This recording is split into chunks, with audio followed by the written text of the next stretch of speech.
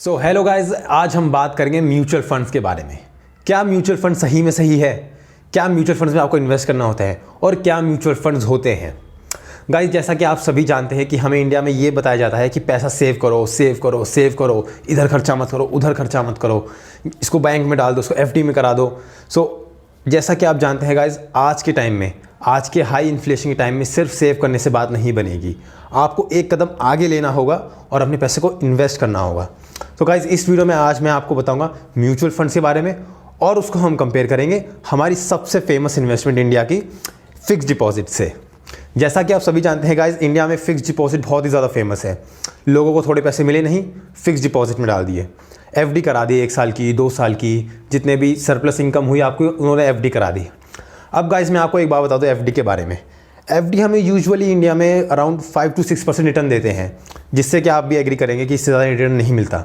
अगर कहीं मिलता भी है तो वो 7 या 7.5% मिलता होगा, वो भी सीनियर सिटीज़न को।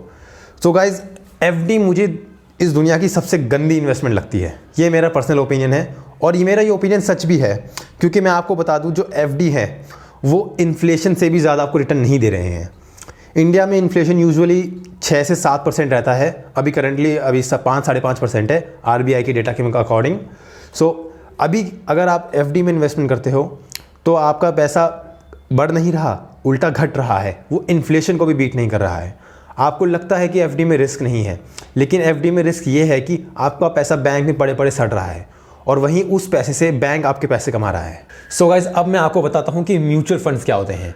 गाइज, जैसा कि आप सभी जानते हैं कि स्टॉक मार्केट में हर कोई इन्वेस्ट कर रहा है। यहाँ के टीनेजर्स भी इन्वेस्ट कर रहे हैं स्टॉक मार्केट में। अब हर किसी के पास स्टॉक मार्केट में एक्सपर्टीज़ नहीं है। स्टॉक मार्केट में इंडिविजुअल कंपनीज एनालाइज करने का टाइम नहीं है, क्योंकि इसमें बहुत सारा वर्क और टाइम वेस्ट हो सकता है आपका। अब आते हैं mutual funds. Guys, mutual funds एक इनडायरेक्ट टूल है स्टॉक मार्केट में इन्वेस्ट करने के लिए। अगर आप एक सैलरीड एम्प्लॉय हैं या आप सेल्फ एम्प्लॉयड हैं और आपके पास इतना टाइम नहीं है कि आप खुद एक इंडिविजुअल कंपनीज इन्वेस्ट कर उनको एनालाइज कर सकें, तो आप म्यूचुअल फंड्स में इन्वेस्ट कर सकते हैं। गाइस, म्यूचुअल फंड्स में होता यह है कि एक प्रोफेशनल फंड मैनेजर आपके पैसे आपके तरफ से इन्वेस्ट करेगा। लेट्स सपोज आपने हर महीने 10,000 इन्वेस्ट करें म्यूचुअल फंड्स में। आप जैसे और भी सारे इन्वेस्टर हैं जो म्यूचुअल फंड्स में इन्वेस्ट करते हैं, और एक पर्टिकुलर फंड मैनेजर उन पैसों को लेके मार्केट में आपके पैसे इन्वेस्ट करेगा। इससे होता यह है कि आपको मार्केट एक्सपोजर मिल जाता है और आप अबव इन्फ्लेशन रिटर्न भी कमा लेते हैं। और इस सर्विस के लिए आपका फंड मैनेजर आपसे बहुत ही कोई मीनियल सी फीस चार्ज करेगा, जो कि मुश्किल से 1 या 1.5% होती है, और कहीं कहीं केस में 2% भी हो सकती है। तो म्यूचुअल फंड्स के गाइस बहुत सारे फ़ायदे हैं जो उसको एक बहुत अच्छी इन्वेस्टमेंट बनाता है एफडी के मुकाबले में। गाइस, सबसे पहला म्यूचुअल फंड्स का फ़ायदा यह है कि आपको स्टॉक मार्केट का एक्सपोजर मिल जाता है, क्योंकि गाइस स्टॉक मार्केट ही एक ऐसी इन्वेस्टमेंट है जो लॉन्ग टर्म में आपको इन्फ्लेशन से प्रोटेक्ट करेगी और आपके पैसों को हाई कंपाउंड रेट पे ग्रोथ करेगी। अगर आप वहीं पे एफडी में करें ना, आपका पैसा कंपाउंड हो रहा है, वहाँ पे आपको सिंपल इंटरेस्ट मिल रहा है, जो कि बहुत खतरनाक है। आपका पैसा इन्फ्लेशन भी बीट नहीं कर रहा, जैसे मैंने बताया। वहीं पे म्यूचुअल फंड्स आपको इस चीज़ में फ़ायदा देते हैं, जो कि है कि आपके पैसा लॉन्ग टर्म ग्रो कर सके कंपाउंड इंटरेस्ट के साथ। दूसरा फ़ायदा ये है गाइज म्यूचुअल फंड्स का कि आपको वो डाइवर्सिफिकेशन का फ़ायदा देता है। अब डाइवर्सिफिकेशन से क्या होता है कि मान लीजिए कि किसी ने म्यूचुअल फंड्स ने 50 कंपनी में इन्वेस्ट करा। अब ऐसा तो है नहीं कि 50 की 50 कंपनी एक साथ डूब जाएंगी नीचे या सारी कंपनियों को लॉस हो जाएगा।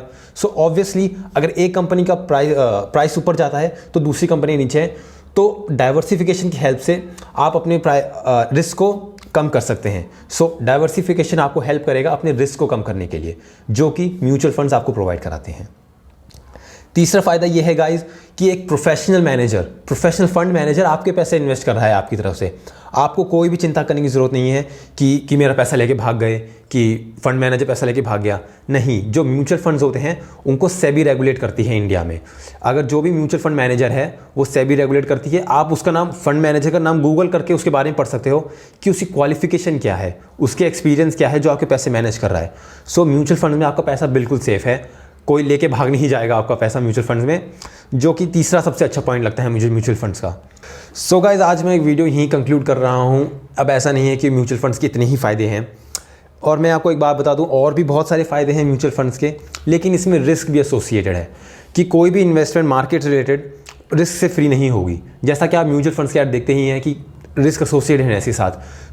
थोड़ा बहुत रिस्क रहेगा म्यूचुअल फंड्स में। एफडी के मुकाबले। आपको लगता है कि एफडी में रिस्क नहीं है, लेकिन रिस्क है, उसमें इन्फ्लेशन रिस्क है। जैसे मैंने आपको बताया कि वो इन्फ्लेशन बीट नहीं कर रही, लेकिन म्यूचुअल फंड में रिस्क के साथ आपको हायर रिटर्न भी मिल रहे हैं। और गाइस, आपका रिस्क जो है वो कम हो जाता है अगर आपकी इन्वेस्टमेंट होराइजन लंबी है। अगर आप अगले 10 साल, 15 साल या 20 साल के लिए इन्वेस्ट कर रहे हैं, आपका गोल बहुत आगे जाके है कि मुझे 50-55 रिटायर होना है, तो म्यूचुअल फंड्स आपके लिए सबसे बेहतर इन्वेस्टमेंट है। देख के इन्वेस्ट कीजिए। और एक और गाइस बात जो मैं बताना चाहता हूँ कि हाई रिटर्न वाले म्यूचुअल फंड्स जो हैं वो यूजुअली हाई फीस चार्ज करते हैं। अगर वो 2-2.5% चार्ज कर रहे हैं तो ऐसे म्यूचुअल फंड्स अवॉइड करिए। और भी ऐसे म्यूचुअल फंड्स हैं जो 1% या 1.5% चार्ज करते हैं। यूजुअली 2% से कम वाले म्यूचुअल फंड्स को ही देखिए। सो गाइस, आज के लिए बस इतना ही। Thank you. Over and out.